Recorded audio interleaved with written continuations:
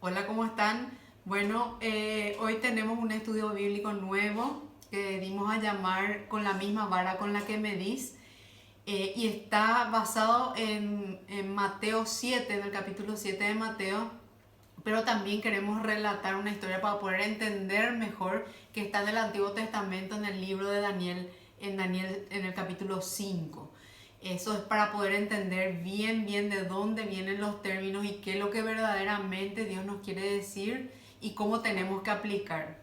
Bueno, y en Mateo 7, 1 y 2, dice en la versión Reina Valera: no juzguéis para que no seáis juzgados, porque con el juicio con que juzgáis seréis juzgados, y con la medida con que medís os será medido. Y es bien clara esta expresión que refiere siempre al principio de reciprocidad. Aquello que le sirva a una persona para juzgar una determinada situación será la referencia a partir de la cual la persona será también juzgada cuando pase por esa experiencia. Este verso en el que hoy nos estamos basando, que es Mateo capítulo 7, verso del 1 al 2, en la versión NBI, que es Nueva Versión Internacional, es más clara aún. Y dice: no juzguen a nadie para que nadie los juzgue a ustedes, porque tal como juzguen se les juzgará, y con la medida que midan a otros se les medirá a ustedes. Y hago énfasis en estas palabras medir porque es el término clave del estudio de hoy. Tekel, ¿verdad? Que es un término en arameo que significa medida o peso. Y ese término podemos interpretar mejor en el Antiguo Testamento, en el libro de Daniel, en el capítulo 5. Y voy a tratar de ser corta y concisa porque les quiero relatar esta historia para que podamos entender y profundizar mejor en qué nos quiere decir Dios con este término. Daniel 5, la fiesta de Belsasar. El rey Belsasar hizo una gran fiesta a la que invitó a las 1000 personas más importantes de su reino. Todos los asistentes a la fiesta bebieron mucho vino. También Belsasar bebió mucho vino y, ya borracho, mandó traer las copas de oro y plata que su padre Nabucodonosor había traído del templo de Jerusalén. Las mandó traer para que él y sus invitados siguieran bebiendo en ellas. Y mientras bebían, cantaban alabanza a sus dioses, que eran simples estatuas de oro, plata, cobre, hierro, madera y piedra. De pronto, una mano apareció sobre la pared y comenzó a escribir. La luz de las lámparas permitía ver cómo escribía. En cuanto el rey vio la mano, se puso blanco y comenzó a temblar de miedo.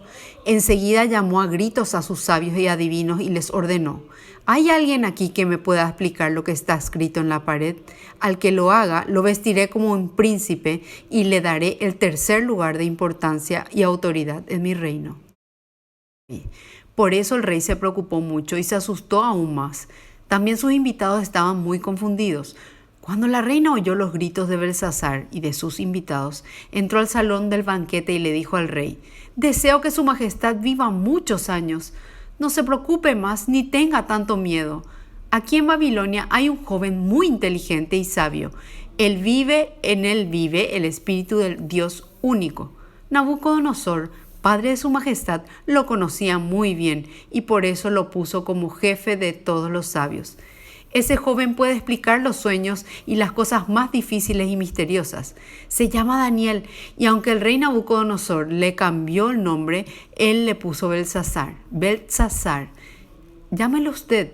Él le dirá a su majestad lo que significa esa escritura en la pared. El rey mandó a llamar a Daniel, y cuando Daniel llegó, el rey le preguntó: ¿así que tú eres uno de esos judíos que mi padre trajo de Judá? Según me contaron, en ti vive el espíritu del Dios único, y por eso eres muy inteligente y sabio. Yo mandé traer a todos los sabios y adivinos para que me explicaran lo que está escrito en la pared, pero no pudieron hacerlo. Yo sé que tú puedes explicar cosas muy difíciles.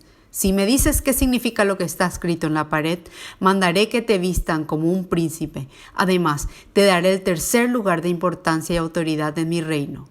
Y Daniel le contestó: yo puedo explicar a su majestad lo que significa la escritura en la pared, pero no tiene que hacerme ningún regalo ni darme ningún puesto importante. El Dios Altísimo dio un reino muy grande al rey Nabucodonosor, padre de su majestad. Todas las naciones lo respetaban y reconocían su grandeza. También le tenían miedo, porque él decía a quién matar y a quién dejar con vida, a quién humillar y a quién poner en lugar importante. El rey Nabucodonosor se sentía tan importante y poderoso que empezó a tratar mal a la gente. Por eso Dios le quitó el reino y Nabucodonosor no pudo seguir viviendo entre la gente, pues se portaba como un animal. Vivía entre los burros salvajes, comía pasto como los toros y se bañaba con el rocío del cielo. Así vivió hasta que reconoció que solo el Dios Altísimo reina sobre todas las naciones y que solo Él decide quién puede ser rey. Su Majestad ya sabía todo esto y aunque lo sabía, no quiso ser humilde. Al contrario, Su Majestad mandó traer las copas del templo de Dios y en ellas bebieron Su Majestad y todos sus invitados. Para colmo, en vez de que usted adorara al Dios que lo hizo y que tiene poder sobre su vida, tanto usted como sus invitados adoraron a sus dioses. Esos dioses no pueden ver, ni oír, ni pensar, pues están hechos de metal, madera y piedra. Tales acciones de Su Majestad hicieron enojar al Dios del cielo. Por eso Él mandó que la mano escribiera Mene, Mene, Tekel y Parsin, y es lo que significan estas palabras. Mene quiere decir que Dios ha decidido poner fin al reinado de Su Majestad. Tekel quiere decir que Dios ha pesado y ha juzgado y concedió a Su Majestad una oportunidad, pero Su Majestad no la aprovechó. Parsin quiere decir que Dios partirá en dos el reino de Su Majestad y que se lo dará a los medos y a los persas. Enseguida, el rey Belsasar ordenó que vistieran a Daniel como un príncipe. También hizo anunciar que en todo el reino Daniel tendría el tercer lugar de mayor importancia y autoridad. Y esa misma noche mataron a Belsasar, rey de los babilonios. Así Darío llegó a ser de los medos el rey, como todo esto sucedió. Darío tenía 62 años. La balanza, muchos recordarán o muchos habrán ya visto en la antigüedad, inclusive nosotros vivimos en nuestra infancia cuando éramos a una despensa, en una balanza para medir algo se tomaba el equivalente a ese algo. Por ejemplo, habían dos espacios, dos platillos, digamos, para tomar la medida. En uno se cargaba, por ejemplo, si te iban a dar 1 kilo de azúcar, te ponían una pesita de 1 kilo, que es el equivalente igual, y iban cargando hasta que llegue al kilo y eso se equilibre. Entonces esa era la manera de medir, pero para tomar esa referencia tenía que haber una equivalencia similar para poder medir. Por ejemplo, para medirme con alguien, o si tengo que juzgar a alguien que me estoy midiendo, me tendría que medir con alguien, ¿verdad? Porque eso es lo que dice la palabra, que cuando yo le estoy juzgando a alguien, me estoy midiendo con alguien. Si yo, por ejemplo, voy a dar un ejemplo nomás, le juzgo al presidente de la República, me estoy midiendo con él. Yo tengo la experiencia que tiene él, yo estoy en la posición que él está y en la situación en la que él se encuentra para poder medirme con él. Yo tengo el mismo peso que tiene él para poder medirme con alguien. O si tengo que medirme o juzgarle a alguien, que es medir, ¿verdad? O poner en pesa. Yo lo que tengo que hacer es ponerme en ese mismo nivel, como había dicho, ¿verdad? Y Dios no nos está diciendo que no juzguemos nomás, ¿verdad? O sea, que ojo cuando juzguemos, lo que nos está queriendo decir, ¿verdad? No que no juzguemos, pero que ojo cuando juzguemos, porque con esa misma vara que nosotros juzgamos se nos va a medir.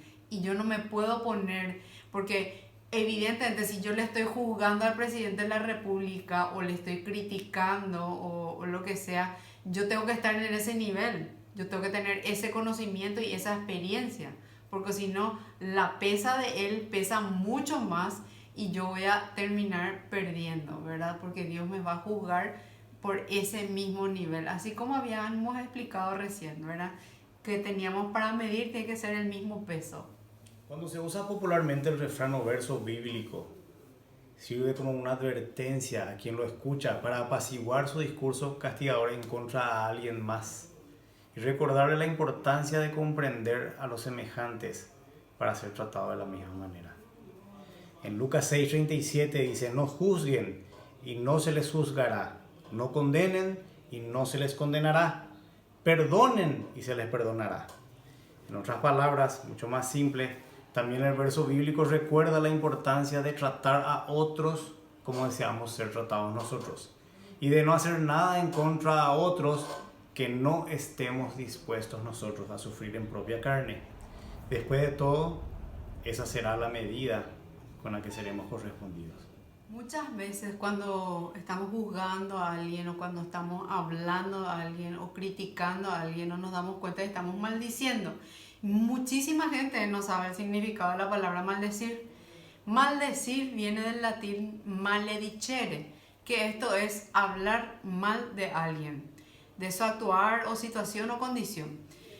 Quejarse de alguna cosa o criticar también puede significar difamar, ¿verdad? Y asimismo, bendecir significa, que viene del latín, benedicere significa hablar bien de alguien o proferir palabras de aliento o buenos deseos. En Santiago 3, de 9, 10 y 11 de la traducción del lenguaje actual, dice, con nuestra lengua podemos bendecir o maldecir. Con ella alabamos a nuestro Dios y Padre y también insultamos a nuestros semejantes, que Dios nos hizo parecidos a Él mismo, ¿verdad? Y también a los semejantes, ¿verdad? O sea, en síntesis, estamos insultando a Dios. Hermanos, esto no debe ser así. De un mismo pozo no puede salir agua dulce y agua amarga o salada. Para finalizar, entonces, el único que nos puede juzgar es Jesús. ¿Por qué? Porque Él fue hombre y Dios dice, Dios Padre le delegó a Él ese derecho de poder juzgarnos a nosotros porque está sobre todos nosotros. Primero porque fue hombre como nosotros y segundo, ¿por qué? Porque murió en la cruz. En Juan 5:22 está escrito en la Biblia, dice, además el Padre no juzga a nadie, sino que todo juicio lo ha delegado al Hijo. Jesús es el único que puede juzgarnos.